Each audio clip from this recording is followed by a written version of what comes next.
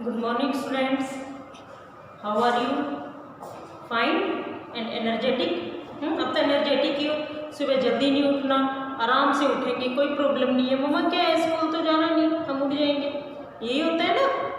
चलो खैर बेटा, एनर्जेटिक हो, लेकिन वो एनर्जी जो है थोड़ा स्टडी में भी लगाओ, थोड़ा बहुत खेलो भी। लेकिन खेलने का मतलब ये नहीं कि वीडियो गेम्स खेल रहे हो। क्लियर बच्चों?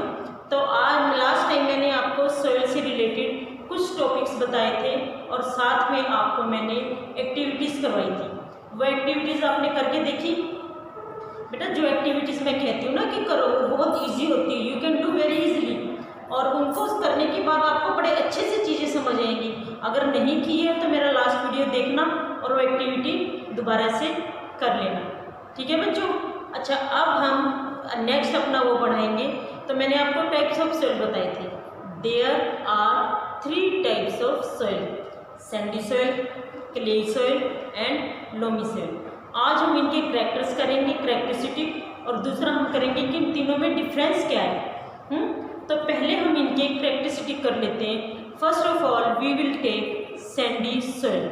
Sandy soil, I think sand have seen all of you.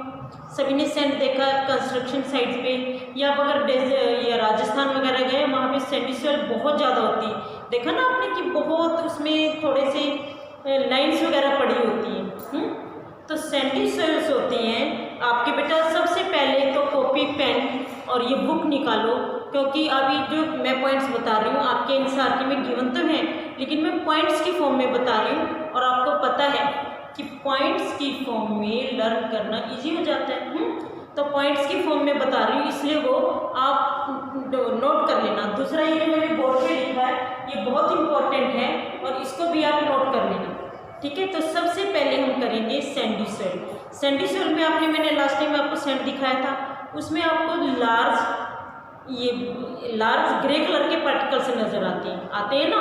तो Sandy soil have very large particles, मतलब सैंड पार्टिकल्स होते हैं उसमें बहुत बड़े बड़े, ठीक है? तो उसमें बड़े बड़े पार्टिकल्स होने की वजह से उनके बीच में स्पेस भी ज़्यादा होता है। मैंने ऐसे गिरा के दिखाया था ना आपको सैंड, कि देखो बच्चों बड़े आराम से गिर रहा है, उसमें बहुत ज़्यादा स्पेस होता है। So it is well aerated.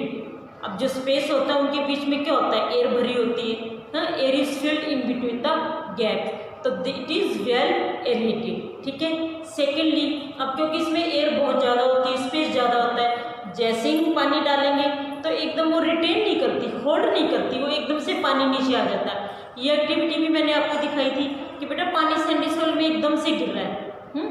तो Sandy soil can not hold much water, ठीक है? Second, it can be flow easily, क्योंकि इनके बीच में गैप होता है। तो गैप होने की वजह से जब हम इसमें फ्लो करते हैं तो ये बड़े आराम से फ्लो हो जाती है, बट बहुत आराम से। But it don't have nutrients, इसमें न्यूट्रिएंट्स नहीं होते। So it is not good for plantation, for vegetation, for crop production. ये किन चीज़ों के लिए अच्छी नहीं। एग्रीकल्चर पॉइंट ऑफ व्यू से देखें तो Sandy soil is not good for agriculture, क्योंकि न्यूट्रिएंट्स नहीं होते, स्पेस भी ज़्यादा है, वाटर भी होल्ड नहीं कर सकती। सेकंड हमारा है क्लेई सोइल। क्लेई सोइल मैंने आपको दिखाया था ना कि बड़े बड़े लम्प्स बन जाते हैं, जैसे हमने इसमें पानी डाला लम्प्स बन जाते हैं। क्यों? क्योंकि it has very very small particles, बहुत कम, ये बहुत छोटे छोटे इसमें वो होते हैं पार्टिकल्स, और उनके बीच में बिल्कुल भी गैप नहीं होता, कम्पैक्ट फॉर्म में होती है। ये भी मैंने आपको दिखाया कि देखो बेटा कितनी कम्पैक्ट है, कम्पैक्ट फॉर्म में होती है, ठीक है? पानी इसमें हम डालते हैं तो पानी डालते स्टिकी हो जाती है। It is good for pot में मेकिंग, ये जो आपके अर्दन पॉट होते हैं या टॉयज होते हैं, या वैसे भी मिट्टी से आजकल बहुत सारी चीज़ें बनती हैं, तो उसके लिए अच्छी है, because it is very sticky, it can hold much water. तो और इसमें जो इट कैन रिटेन वाटर। इसके अलावा ये जो होते हैं it can hold nutrients also, nutrients भी होल्ड कर सकती है। अब क्योंकि इनके बीच में गैप नहीं होता, it is not well aerated, और वेल एरिएटेड नहीं होती तो हम इसको फ्लो भी नहीं कर सकते। It can not flow easily. इसके बाद आपका है loamy soil. Loamy soil it is mixture of sand, clay and silt. तो इसमें प्रॉपर सैंड भी होता है, क्ले भी होता है, मिक्सचर होता है। तो इस वजह से loamy soil is right water holding capacity, इसमें वाटर होल्डिंग कैपेसिटी ना तो सैंडी सॉइल की तरह होती है कि बिल्कुल नहीं है, ना क्लो सॉइल की है कि वाटर को होल्ड किए रखती है। तो इसकी it has right water holding capacity, ठीक है। इट कैन फ्लो इजली, क्योंकि इसमें सैंड भी होता है और इसमें प्रॉपर जो स्पेस होता है ना तो बहुत ज़्यादा होता है सैंड की तरह, ना बहुत कम होता है, तो प्रॉपर ये सफिशिएंट इसमें स्पेस होता है। That's why it can flow easily, it hold much nutrients, so it is the most fertile soil, ठीक है, बहुत फर्टाइल होती है और it is best for crop plantation vegetation, बहुत अच्छी होती है इसके लिए। तो इसमें अब मैं आपको ये डिफरेंसेस करवा देती हूँ। इसमें क्या होता है बेटे, तीनों में डिफरेंसेस अच्छे से कर लेना। अगर आपने तीनों में डिफरेंसेस अच्छे तरह से कर लिए तो आपके देखो कितने क्वेश्चन तैयार हो जाएंगे। Write a short note on sandy soil, give the characteristic of clayey soil, what are the characters of loamy soil, ये 3 क्वेश्चन तो ये हो गए। इसके अलावा ये क्वेश्चन है differentiate between Sandy soil and clayey soil, एक क्वेश्चन ये हो गया। इसके बाद differentiate between clayey soil and loamy soil, and third differentiate between loamy soil and Sandy soil. तो देखो कितने क्वेश्चन आपके तैयार हो जाएंगे, तभी मैं कह रही हूँ बेटा ये पॉइंट्स की फॉर्म में इसको राइट कर लेना ताकि आपके लिए बहुत इजी हो जाए। तो सबसे पहले हमारा है Sandy soil, large size particle. अभी मैंने आपको बताया कि इनमें लार्ज साइज सैंड पार्टिकल्स होते हैं। Space between particles are quite large, ये भी मैंने आपको समझा दिया है कि इसमें बहुत ज़्यादा स्पेस इनके बीच में होता है, इसलिए बड़े आराम से इनको ऐसे हम गिरा सकते हैं क्योंकि स्पेशियस होती है। इट इज़ वेल एरेटेड, ये भी मैंने आपको बता दिया कि ये क्योंकि स्पेस होता है, स्पेस के बीच में क्या होती है, air is filled between the space, तो ये वेल एरेटेड होती है। It can not hold much water, ये मैंने आपको एक्टिविटी भी करके दिखाई थी, वैसे भी बताया था कि सैंडी सॉइल है, जैसे ही उसमें पानी डालते हैं ऑब्जॉर्ब तो कर लेती है, लेकिन एब्जॉर्ब करने के बाद एकदम से इसमें प्रोकलेट हो जाता है। नेक्स्ट है it can not hold nutrients and it is easy to flow, तो यही रीज़न है it is not good for crops plantation vegetation, इसके लिए अच्छी नहीं होती। सेकेंड आपका है क्लेई सॉइल, क्लेई सॉइल में मैंने बताया स्मॉल साइज क्ले पार्टिकल्स, और इसमें ये मैंने बताया कि इनके बीच में स्पेस नहीं होता, space between particles are quite less. It is not well aerated, क्योंकि जब पार्टिकल्स के बीच में स्पेस ही नहीं होगा तो एरेटेड होगी नहीं, it is not well aerated. It can hold much water, water holding capacity जो है क्ले सॉइल में सबसे ज़्यादा होती है, जितना भी पानी डालोगे ये होल्ड कर लेती है, मतलब मैक्सिमम होती है इसमें वाटर होल्डिंग कैपेसिटी, स्टिकी हो जाती है और बहुत सॉफ्ट होती है। It can hold much water, it can hold nutrients, it is difficult to flow, क्योंकि स्पेस नहीं होता, एक तरह से पत्थर लम्स की फॉर्म में होती हैं, तो इस वजह से हम इनको फ्लो नहीं कर सकते। इनमें दरारें भी बहुत जल्दी पड़ती हैं, जैसे मान लो हमने क्ले सॉइल है, इसको हमने पानी से सोक किया, थोड़े टाइम बाद पानी जो है इवेपरेट हो जाएगा, तो इसमें मतलब एक तरह से इस तरह से क्रैक्स आ जाते हैं, बहुत जल्दी इसमें क्रैक्स आते हैं, इस टाइप से इसमें क्रैक्स आ जाते हैं। तो इट इज वैसे ही ठीक है, हम इट इज़ गुड मतलब गुड कह सकते हैं, it is good for plantation vegetation, लेकिन बेस्ट नहीं है। Loamy soil is best. इसमें जैसे राइस है, वीट है, जिनको पानी ज़्यादा चाहिए होता है, राइस वीट इस तरह के क्रॉप्स इनमें अच्छे से ग्रो हो सकते हैं, लेकिन जैसे लेंटिल्स हैं, हाँ दालें हैं, वो जो आपकी हैं लोमी सॉइल में बेस्ट ग्रो करती हैं। It is good for wheat and rice. अब इसके बाद आपका है loamy soil, it is mixture of clay sand and silt present in right proportion. Clay, sand and soil particles is present in right proportion. Is, the word is. Sufficient space is present. मैंने बताया था कि इसमें तो हर चीज़ sufficient होती है, इसमें ये क्योंकि मिक्सचर होती है तो इसमें कुछ प्रॉपर्टीज क्ले सॉइल की होती है, कुछ लोमी सॉइल की, तो sufficient space is present between the particles. It can hold sufficient air, air भी बड़े आराम से होल्ड कर सकती है। It has right water holding capacity, इसकी वाटर होल्डिंग कैपेसिटी वो अच्छी होती है। It can hold nutrients and it is easy to flow, इस वजह से क्या होती है, it is best for plantation and we may say it is the most fertile soil. अगर आपके पास क्वेश्चन आ जाए why loamy soil is most fertile, तो इसमें ये पॉइंट्स आप लिख सकते हो। सफिशिएंट एयर होते इट कैन, वैसे इसमें पॉइंट्स क्या आएंगे, it can flow easily, it can hold much nutrients, और it has much, it can hold sufficient water, that's why it is most fertile soil. ये क्वेश्चन आ जाता है why loamy soil is most fertile soil। तो ये तीनों में आपको differences clear हुए। ये बेटा डिफरेंसेस बहुत इंपॉर्टेंट है, मैं बता रही हूँ, इसमें 3 क्वेश्चंस बन रहे हैं, तो ये you have to do all 3, ये अच्छे से लर्न कर लेना बेटा, बहुत इंपॉर्टेंट है। और उनके कैरेक्टर्स भी आप अच्छी तरह से लर्न कर लेना। आपकी जो एनसीईआरटी है उसमें ये पैराग्राफ फॉर्म में दिए हुए हैं, ठीक है बच्चों।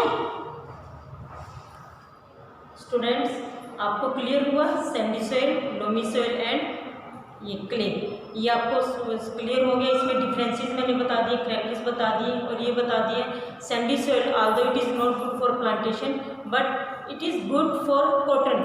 अगर हमें कॉटन ग्रो करनी है तो उसके लिए सैंडी सॉइल होती है, क्योंकि वो एकदम से वाटर को ये प्रोक्लेट कर लेती है, इसमें पानी होल्ड नहीं होता, तो एकदम से पानी चला जाता है, इसलिए कॉटन क्लॉथ के लिए ठीक रहती है, कॉटन के लिए ठीक रहती है। और जो आपकी क्ले सॉइल है it is good for wheat, rice, और लोमी सॉइल ये बेस्ट तो है लेकिन लेंटिल्स के लिए बहुत अच्छी होती है, ठीक है। इसके बाद हमारा मेन है परकोलेशन रेट। ये मैंने आपको एक्टिविटी भी करके दिखाई थी, ऑब्जर्वेशन भी दिखाई थी। ये आप एक्टिविटी 9.6 देखो बेटा, सॉरी एक्टिविटी 9.3, इसमें मैंने आपको बताया था सैंडी सॉइल, क्ले सॉइल और लॉम्स। इसमें बताया था ना कि थोड़ा थोड़ा पानी डाल के देखो कौन कितना पानी ऑब्जॉर्व करती है, और इसके बाद जैसे ही हम जितना पानी एब्जॉर्व करते हैं इसके बाद वो क्या कर लेती है, प्रोपलेट कर लेती है।